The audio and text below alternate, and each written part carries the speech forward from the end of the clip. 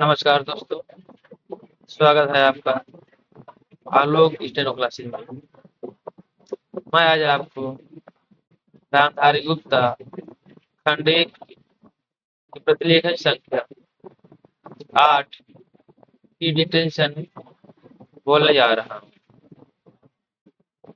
इसके लिए आप तो 5 सेकेंड बाद लिखना प्रारंभ करेंगे।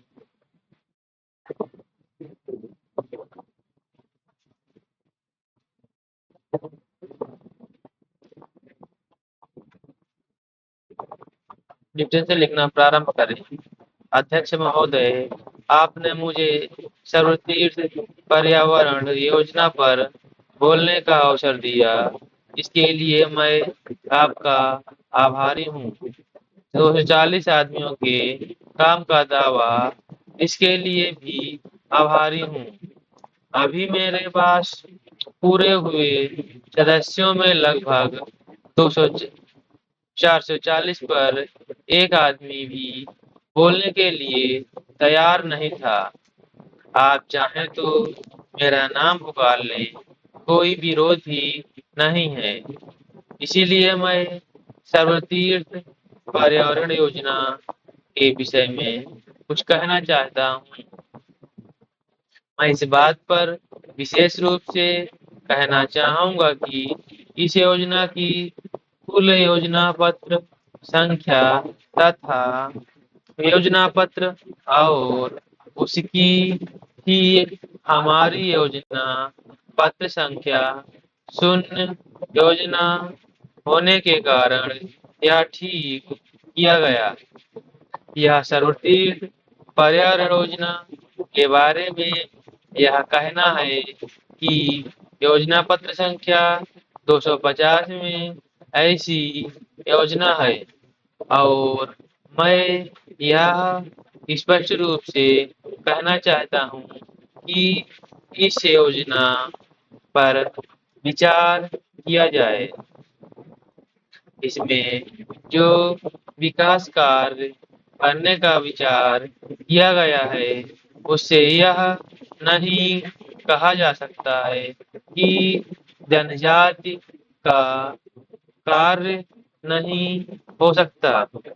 आज इस जिले में योजनाओं के कारण यह स्थिति है कि हम सर्वतीर्थ पर्यावरण योजना, इसी 250 पर्यावरण योजना और सर्वतीर्थ पर्यावरण योजना और आदि कहते हैं।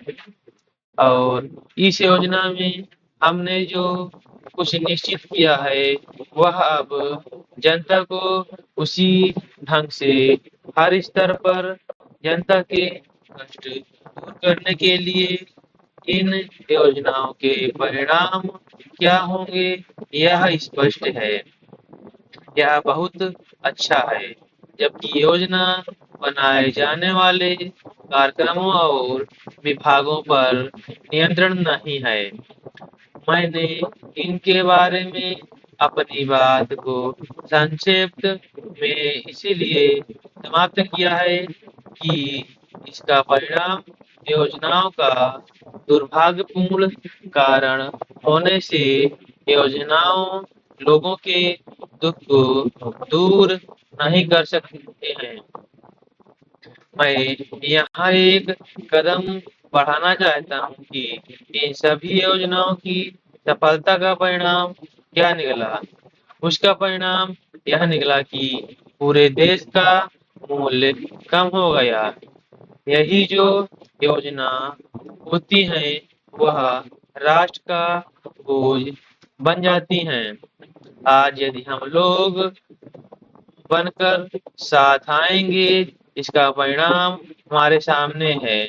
हमें अब कुछ योजनाओं का मूल्यांकन करने की कोशिश करनी चाहिए, क्योंकि आज भी हम आजाद देश में योजनाएं बनाते हैं। मैं यह कहना चाहता हूँ कि हमारी यही योजना विफल रही है। यह दुख की बात है। मैं कहना चाहता हूँ कि हम योजनाओं को सही दिशा में ले जाना चाहिए। تاکہ ان کے ادیش پورے ہو سکیں۔ वे तभी सफल योजनाएं बनेगी जब हम लोगों का विकास कर सकें, उनका आर्थिक विकास कर सकें, उन्हें उन्नत कर सकें।